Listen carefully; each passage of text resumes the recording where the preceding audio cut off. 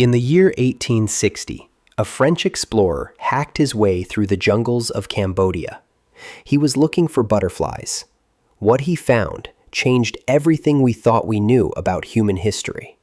Towers rising above the trees, stone faces staring down from the canopy, walls stretching further than he could see.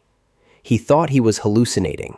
He wasn't. This was Angkor, and at its peak, it was the largest city on Earth.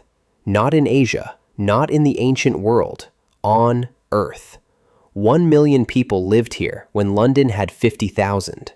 When Paris was a village of mud and wood, Angkor had running water, hospitals, universities, and roads that stretched for hundreds of miles. And then it was gone. Not conquered, not burned, not slowly forgotten over centuries. Gone. The jungle swallowed it whole. The people vanished. The king disappeared.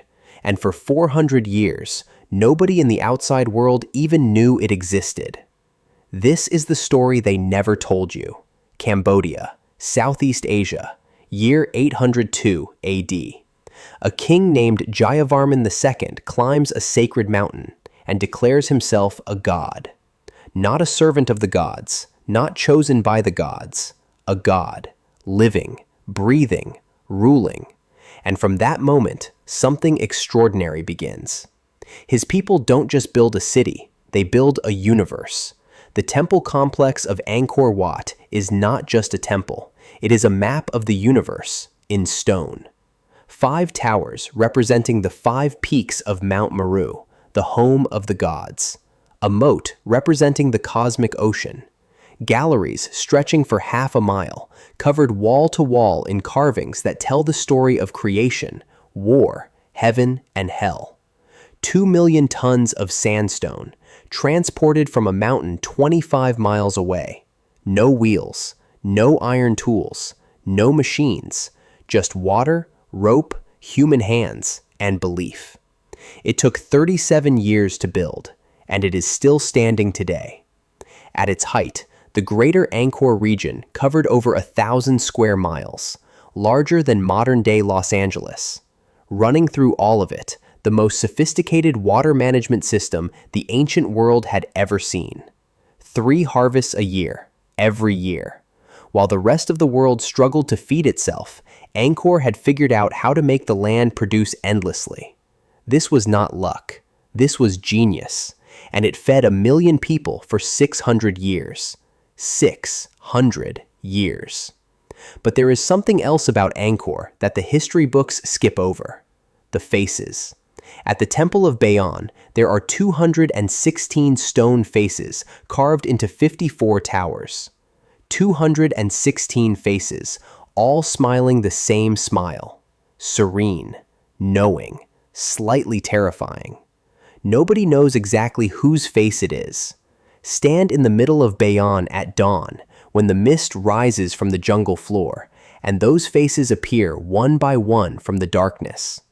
Travelers who have done it describe the same feeling, like being watched, like something is still there. By the year 1200, Angkor is at the absolute peak of its power. And then, the cracks begin. Not from outside, from within. The water system, the miracle that fed 1 million people, starts to fail. Modern researchers using satellite imaging have found something shocking buried beneath the jungle floor. The canals are full of emergency repairs, patches built on top of patches, desperate fixes to a system that is slowly breaking down. And when the water goes wrong in Angkor, everything goes wrong. Scientists studying ancient tree rings have found evidence of 2 catastrophic events. First, a decades-long megadrought. Then, catastrophic monsoons that flooded everything in sight.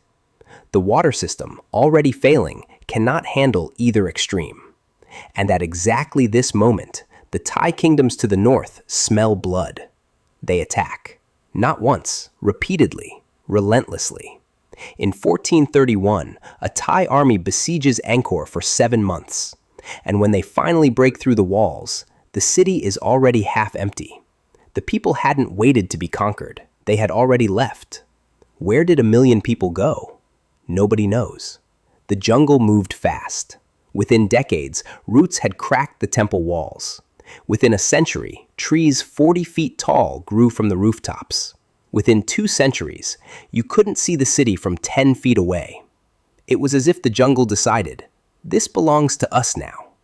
When French explorer Henri Mouhot stumbled upon it in 1860, local villagers told him the temples had been built by giants, or by the gods themselves. They weren't wrong to be amazed. Angkor Wat remains the largest religious monument ever constructed by human hands.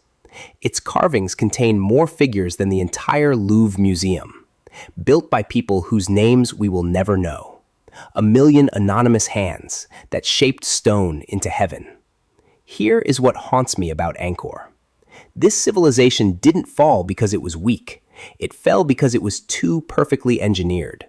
The water system that made Angkor great was also its fatal flaw. Too complex, too dependent on everything working at once, one failure cascading into the next. Sound familiar? Every great civilization carries the seed of its own collapse inside its greatest achievement. Angkor is not a story about the past. It is a warning about the present. The cities which seem most permanent are always the ones closest to the edge. Angkor stood for 600 years and vanished in a generation. The jungle doesn't care how magnificent you are. It just waits. If this story stayed with you, there are hundreds more where this came from. History is full of cities, civilizations, and secrets that were deliberately left out of everything you were taught. That's exactly why this channel exists. Subscribe, so the next time history tries to erase something, you'll be the first to know.